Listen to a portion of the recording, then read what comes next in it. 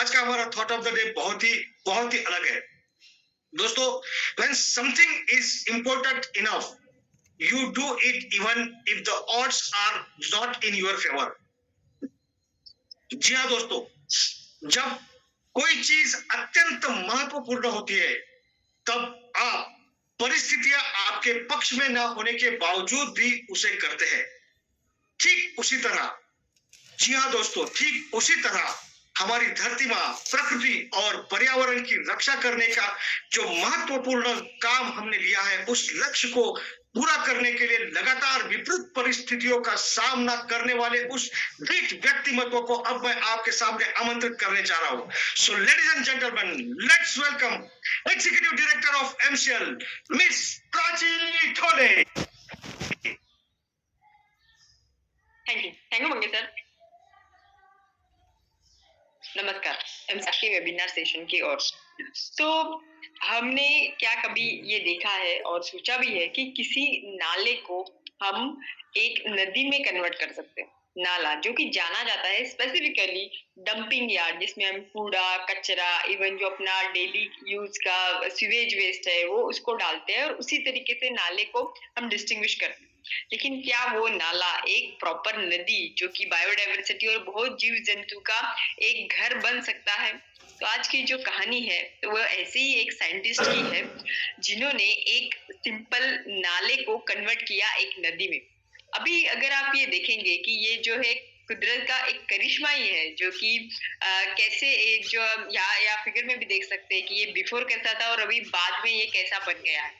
लेकिन ये जो पर्सन है, साइंटिस्ट है, उनका नाम है प्रसन्न जोगदेव और उनकी एक स्टूडेंट है पूजा तेंदुलकर।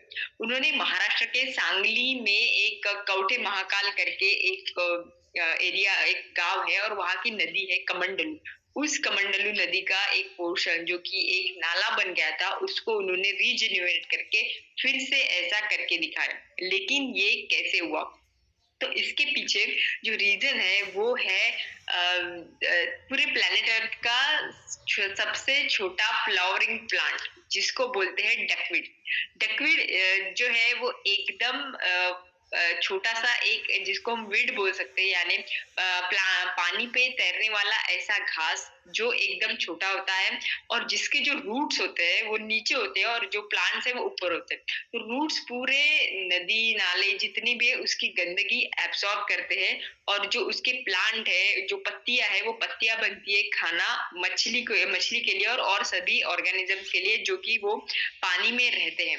इतना ही नहीं, अभी ये जो डकवीड है इसका जो प्रोटीन है वो इतना ज्यादा होता है कि इसके प्रोटीन के ऊपर स्पेसिफिकली जर्मनी के साइंटिस्ट जो है वो काम कर रहे हैं, और उन्होंने ऐसा देखा है कि ये प्रोटीन पूरे दुनिया के जो नेशन है, जो माल न्यूट्रिशन जहाँ पे बहुत ज्यादा है, वहां पे उसका इस्तेमाल कर सकते हैं। जर्मनी में उनको बहुत कठिनाई आता है, वो बोलते हैं कि हमारे यहाँ पे सिर्फ ये 4 महीने उग सकता है जब according to our weather condition. But उन्होंने बोला है कि इंडिया के पास में ये डकवीड के लिए इतना पोटेंशियल है जो बाकी कोई भी देश में नहीं है। अगर इंडिया चाहे तो ये डकवीड से वो काम कर सकती है जो कोई देश ने अभी तक नहीं किया।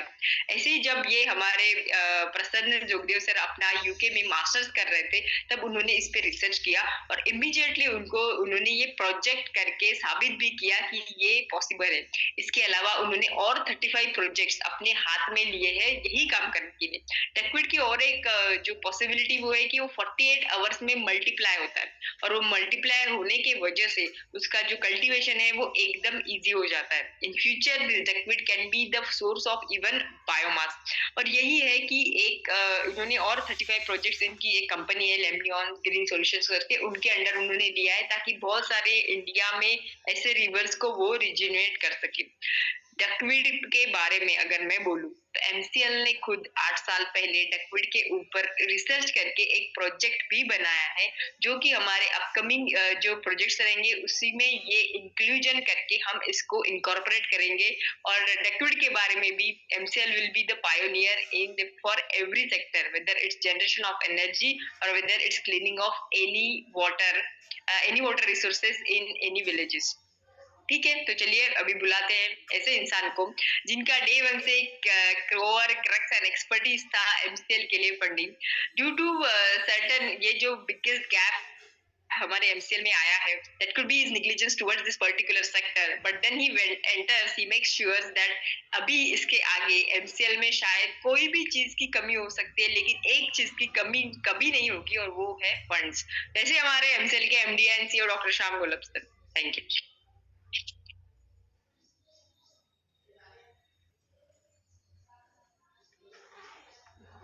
Thank you madam. दोस्तों नमस्कार, मैं डॉक्टर श्याम गोलब फिर से एक बार आपका इस ट्रेनिंग सेशन में स्वागत करता हूँ। मैं आशा करता हूँ कि आप सभी लोग स्वस्थ हैं और आप अपने साथ अपने परिवार का यानी घर का परिवार और MCL परिवार दोनों का ख्याल रख रहे हैं। मैं ये भी उम्मीद करता हूँ कि आप सभी लोग 1 घंटा बहुत अच्छी एक्सरसाइज कर रहे हो, अपने हार्ट अपने लंग को मजबूत कर रहे हो और अपनी इम्यूनिटी को बढ़ा रहे हो। तो चलिए शुरुआत करते हैं आज के इस सेशन के साथ। दोस्तों आज हमारे परिवार में सबसे महत्वपूर्ण विषय बन चुका है MCL की फंडिंग। MCL की फंडिंग की डिटेल्स क्या है, कब होगा, कैसे होगा, तो चलिए आज इसके बारे में जानते हैं, समझते हैं। सबसे पहले मैं आपको बता दूं कि हम ये जो फंडिंग कर रहे हैं, हम ये जो फर्स्ट राउंड ऑफ फंडिंग ले रहे हैं, वो एक अंतरराष्ट्रीय संस्था से ले रहे हैं। एक ऐसी अंतरराष्ट्रीय संस्था जो बिजनेस के लिए, पैसे कमाने के लिए काम नहीं करती, तो सामाजिक उद्देश्यों के लिए काम करती है। और ऐसी कई सारी संस्थाएं कुछ एजुकेशन में काम करती है, कुछ पॉवर्टी में काम करती है, कुछ इस क्लाइमेट चेंज के लिए काम करती है। तो ऐसी कई सारी संस्था है जो सामाजिक उद्देश्यों के लिए काम करती है, मदद करती है।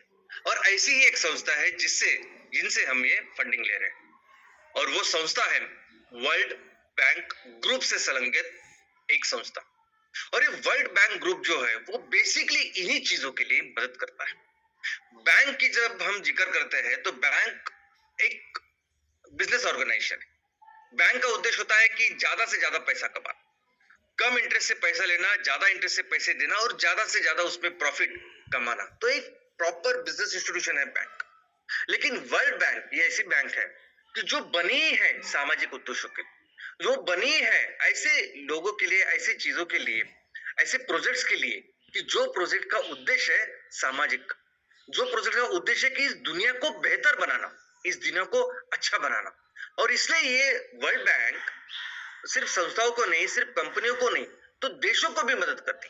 इनफैक्ट हमारे देश में जो व्हाइट रेवोल्यूशन की शुरुआत हुई, श्वेत क्रांति की शुरुआत हुई, वो उस क्रांति की शुरुआत ही वर्ल्ड बैंक से ऐसे ही एक लोन के साथ हुई।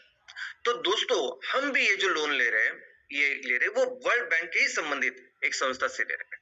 लेकिन हमेशा ये पैसे जो देते हैं वो कोई चंदा नहीं होता है, वो कोई डोनेशन नहीं होता, वो एक्चुअली लोन होता है। उसका इंटरेस्ट रेट कम होता है, लेकिन उसके पीछे उद्देश्य है कि ये जो पैसा है जिसके लिए हम लोग कुछ अच्छा करना चाहते हैं, कुछ सामाजिक उद्देश्य करना चाहते हैं, ये पैसा ऐसे ही चलता रहे। तो ऐसे लॉन्ग टर्म के लिए डेट MCL को प्राप्त हुआ है। और वो क्यों हुआ है? तो यूनाइटेड नेशंस जो पूरी दुनिया में जितने भी देश है उनकी संस्था है। अब ये यूनाइटेड नेशन पूरी दुनिया के लिए प्लानिंग करती है, लक्ष्य बनाती है, इस दुनिया को कैसे बेहतर बनाए उसके लिए काम करती है हमेशा। तो इन्होंने हमारी इस दुनिया को बेहतर बनाने के लिए, इस दुनिया को फिर से सस्टेनेबिलिटी की राह पर लेके जाने के लिए विकास के, डेवलपमेंट के कुछ गोल्स रखे, 17 लक्ष्य रखे दुनिया के सामने। इस 17 लक्ष्य को 2030 तक हमें प्राप्त करना है। और इसके लिए फिर उन्होंने पूरी प्लानिंग वगैरह की है, और उसके सभी सभासद देशों के लिए भी उन्होंने ये लक्ष्य दिए। यानी हर एक देश को भी ये लक्ष्य है कि 17 सस्टेनेबल डेवलपमेंट गोल्स का लक्ष्य कि जो उन्हें 2030 तक उन्हें करना है। इसलिए उन्हें हर साल उसके लिए प्लानिंग करनी पड़ती है, इसलिए हर साल उसके ऊपर काम करना पड़ता है, और उसका रिपोर्ट भी उनको यूनाइटेड नेशन को देना पड़ता है। यूनाइटेड नेशन इस काम के लिए इतनी फोकस्ड और इतनी पैशनेटली काम करती है कि हर देश को हर लेवल पे वो मदद करती है। यानी देश को अगर वो प्लानिंग करनी है, आपको ये सस्टेनेबल डेवलपमेंट गोल्स करने के लिए प्लानिंग करनी है तो उसके लिए मदद करती है। उसके लिए अगर आपको मैन पावर चाहिए, टेक्निकल एक्सपर्ट चाहिए, उसके लिए मदद करती है। इसके लिए अगर आपको फंडिंग चाहिए, फाइनेंस चाहिए तो उसके लिए मदद करती है। टेक्नोलॉजी चाहिए तो उसके लिए मदद करती है। तो हर लेवल पे यूनाइटेड नेशंस हर देश को मदद करती है ताकि ये हम सभी लोग मिलकर इस दुनिया को बेहतर बनाएं, दुनिया को फिर से सस्टेनेबिलिटी की राह पर लेके जाए। दोस्तों हम अभी ये जो फंडिंग ले रहे हैं, या ये फंडिंग जो हमें मिली है वो बेसिकली इसीलिए मिली है कि हम भी उसी दिशा में काम कर रहे हैं। अगर आप देखेंगे तो वर्ल्ड बैंक के जो की एरियाज है, वर्ल्ड बैंक के जो ऑब्जेक्टिव्स है, वो वो अलग है, वो ये सभी 17 सस्टेनेबल डेवलपमेंट गोल्स है उसको लेके है। और एमसीएल के सभी प्रोजेक्ट्स अगर आप देखोगे तो एमसीएल के सभी प्रोजेक्ट एक तो ट्रिपल बॉटम लाइन तो प्रोजेक्ट है ही, जो सबसे इंपॉर्टेंट माने जाते हैं। इसका मतलब यह है कि हमारे हर एक प्रोजेक्ट के पीछे हमने प्रकृति का ख्याल रखा है, एनवायरमेंटल आरओआई है, हमने हर प्रोजेक्ट के पीछे, हर बिजनेस के पीछे लोगों का ख्याल रखा है, employment generation, empowerment of masses, farmers, women, उनका ख्याल रखा है, और ऑफ कोर्स प्रॉफिट का ख्याल रखा है। ये तो हमने काम किया ही है, लेकिन उसी के साथ हम ये कर रहे हैं, हमारी जो बिजनेस स्ट्रेटेजी है कि जिसमें जितना भी प्रॉफिट हो, उस प्रॉफिट से 20% प्रॉफिट हम अपने गांव को, हम अपने तहसील को बेहतर या सुजलाम सुफलाम बनाने के लिए करने वाले हैं। और वो क्या है सुजलाम सुफलाम बनाने का तरीका? तो यही 17 सस्टेनेबल डेवलपमेंट गोल्स।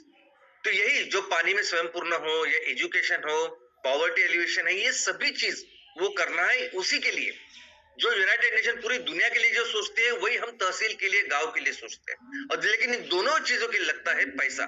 तो ये पैसे जनरेट करने के लिए हम ये बिजनेस कर रहे हैं। तो हमारे ये जो चीजें हैं, ये एक्चुअली यूनाइटेड नेशन जो काम करी उसी को आगे लेके जाने का काम है। लेकिन सबसे इंपॉर्टेंट बात कि जिसके वजह से हमें ये फंडिंग मिली है, ये इसलिए नहीं मिली कि हमने ये सब कुछ कागज पे उतारा है, पेपर पे उतारा है, उसकी एक रिपोर्ट की है और उनको दी है, सबमिट की है। हमने एक्चुअली किया है ना।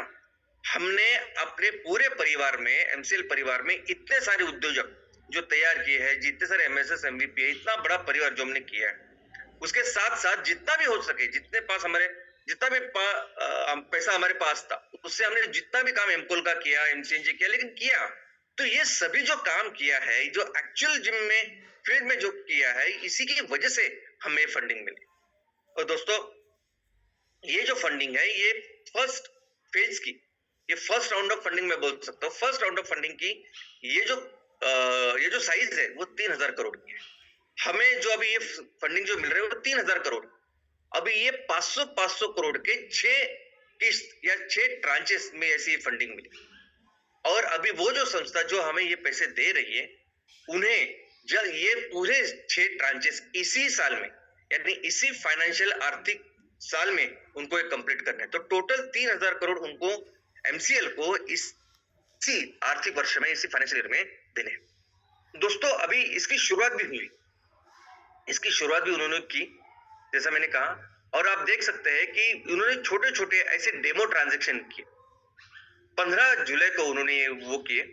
इनफैक्ट उन्होंने शुरुआत 9 तारीख को ही की, लेकिन इनिशियली किस प्लेटफॉर्म पे ये करना चाहिए, कैसे सर्वर पे करना चाहिए, तो इसके लिए मुझे 2-3-4 दिन गए।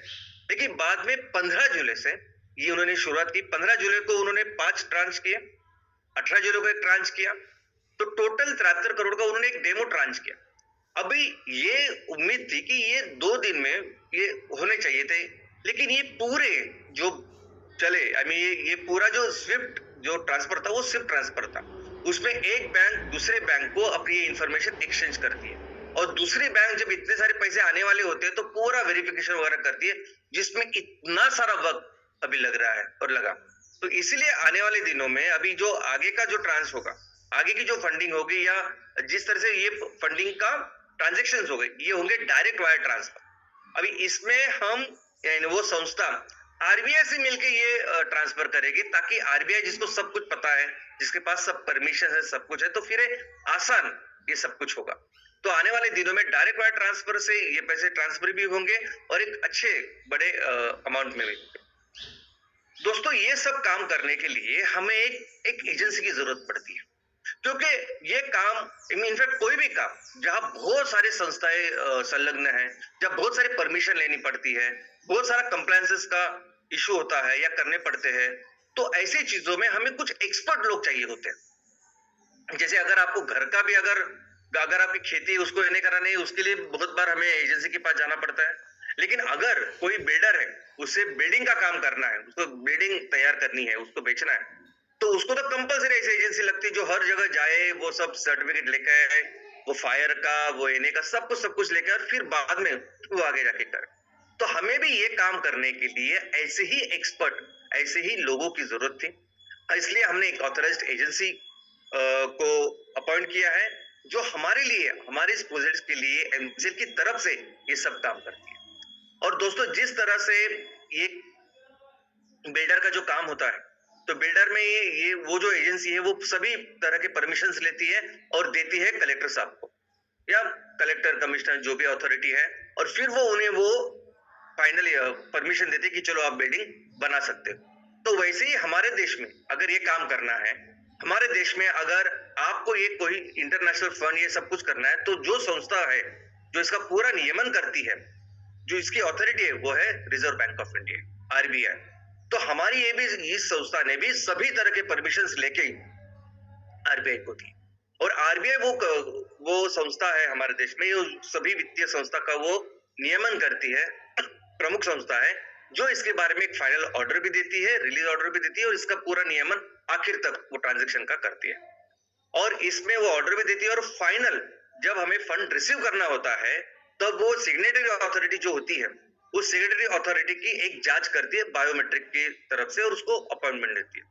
तो ये जो बायोमेट्रिक अपॉइंटमेंट की का लेटर होता है या जो प्रक्रिया होती है, ये आखिरी प्रक्रिया होती है इस सब चीजों में।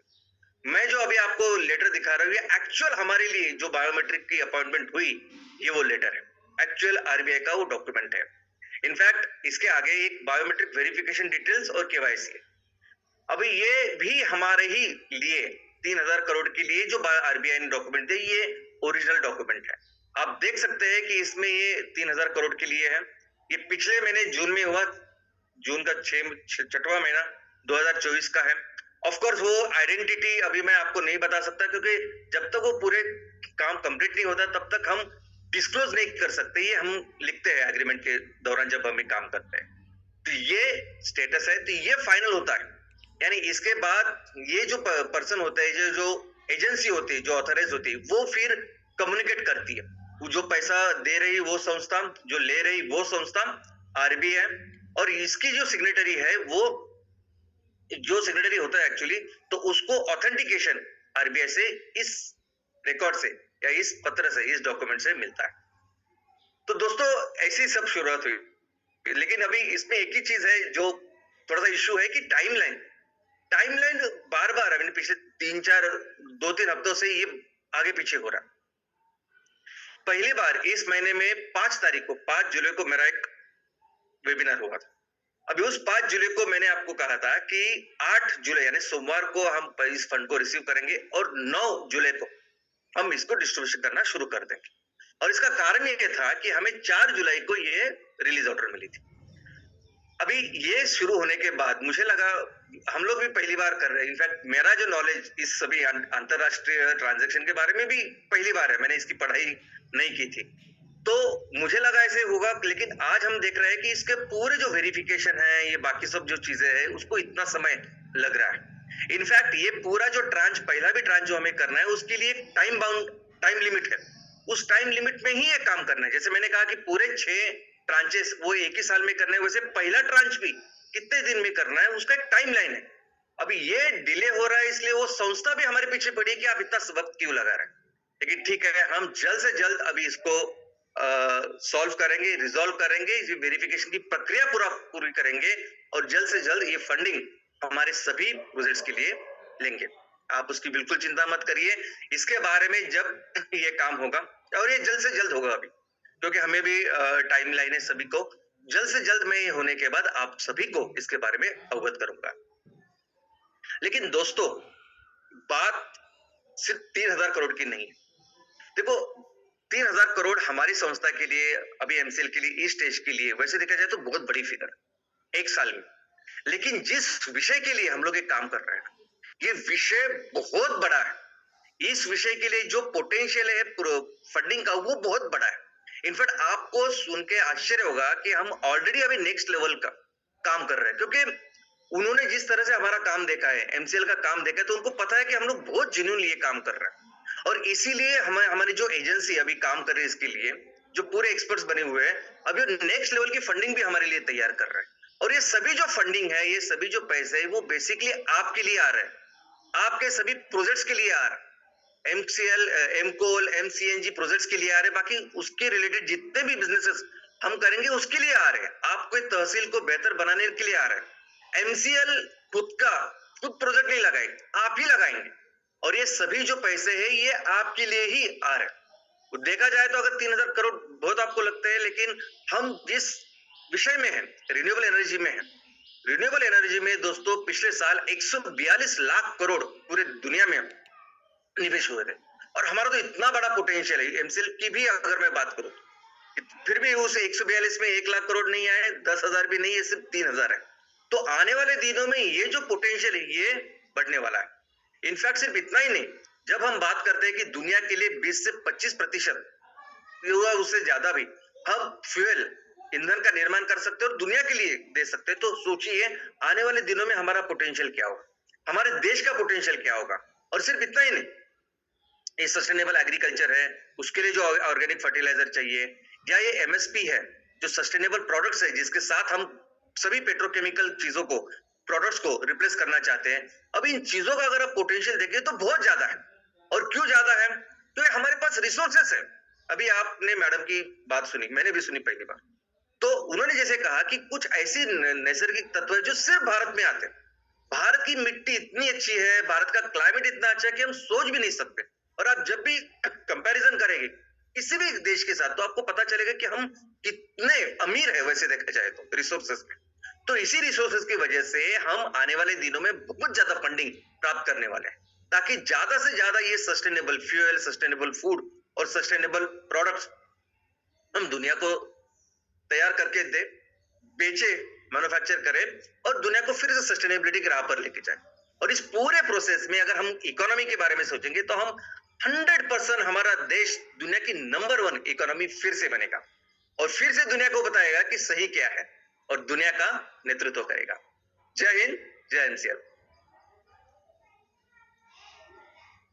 सो एक इनोवेटिव सेक्टर बायोफ्यूल और सस्टेनेबल डेवलपमेंट, उसमें खड़े रहने वाली एक ऑर्गेनाइजेशन जिसको बनाया भारतीय युवाओं ने जो डॉक्टर इंजीनियर्स, और वो निकल पड़े एक असामान्य कार्य करने के लिए। और ये असामान्य कार्य किसी गली कुचे में ना करते हुए, किसी देश के कोने में ना करते हुए, उसको देश भर करने का एक बहुत बड़ा कठिन लक्ष्य इस टीम ने उठाया। इस टीम के पीछे युवा साइंटिस्ट और ऑफ कोर्स ये जो फाइनेंस सेक्टर है, ये जो बड़ी बात करने की कोशिश की कर रहे हैं एमसीएल, और उसमें आगे बढ़ने के लिए उन्होंने जो पूरे एक आम भारतीय को इसका हिस्सा बनाया और आम भारतीय को एम्पावर करने के लिए उन्होंने जो काम किया, वो काम इस दुनिया में कोई नहीं कर रहा है, ओनली एमसीएल कर रहा है। और ये बड़ा काम, ये बहुत बड़ा काम, बड़ा कठिन पूर्ण काम, बड़ा संघर्ष भरा काम डॉक्टर श्याम शिवाजी गोयल सर कर रहे हैं। और आज उन्होंने पहली बार पूरे एमसीएल इंडिया परिवार को वो सारा रास्ता, ये बड़ा काम कैसे बड़ा होगा, जो भारत की आर्थिक आजादी में कितना बड़ा योगदान देगा, सही मायने में प्रैक्टिकली आर्थिक डेवलपमेंट में बड़े बड़े बिजनेस हाउसेस, बड़े बड़े इंटरनेशनल, बड़े बड़े फॉरेन कंपनीज कंट्रीब्यूट करते हैं बड़े बड़े प्रोजेक्ट लगा के। हम पहली बार भारत के लिए, भारत की तरफ से विश्व के सोल्यूशन देने वाला मार्ग है जो भारतीयों के साथ कर रहे हैं। और इस कठिन जामों में बहुत समस्याएं आई, पर फिर भी डॉक्टर श्याम शिवाजी गोयल सर और एमसीएल ने अपना विश्वास ढलने नहीं दिया। अच्छे बुरे लोगों ने जो भी कहा उसको इग्नोर किया और हमारे रास्ते पे चलते रहे और चलते रहेंगे। आज इतना तक आपको बोल दिया है, आपके सामने रखा है, आने वाले समय में इसके और सारी कड़ियां आपके सामने रखी जाएंगी, क्योंकि ये सब हो रहा है एक एमसीएल नाम की यंत्रणा जिसके मालिक, जिसके हिस्सेदार, जिसके कर्ता धर्ता ये पूरा एमसीएल इंडिया परिवार है। जी हाँ, जो बोला है वो करके दिखाएंगे, क्योंकि हमें पता है संघर्ष जितना बड़ा होगा सक्सेस उससे ज्यादा बड़ी होगी, और सक्सेस के हिस्सेदार आप होंगे।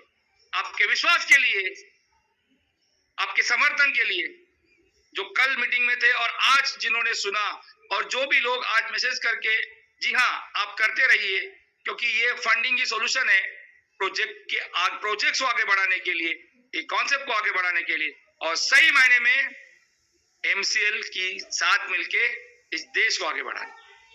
तो इस विश्वास के लिए, इस समर्थन के लिए, और आप जिस दृढ़ता से आज आपके सामने हो, साथ में हो, तो श्याम शिवाजी सर के नेतृत्व में आप जो सपोर्ट दे रहे हो, उस सपोर्ट के लिए पूरे एमसीएल की तरफ से आप सबका शुक्रिया। जय हिंद, जय एमसीएल।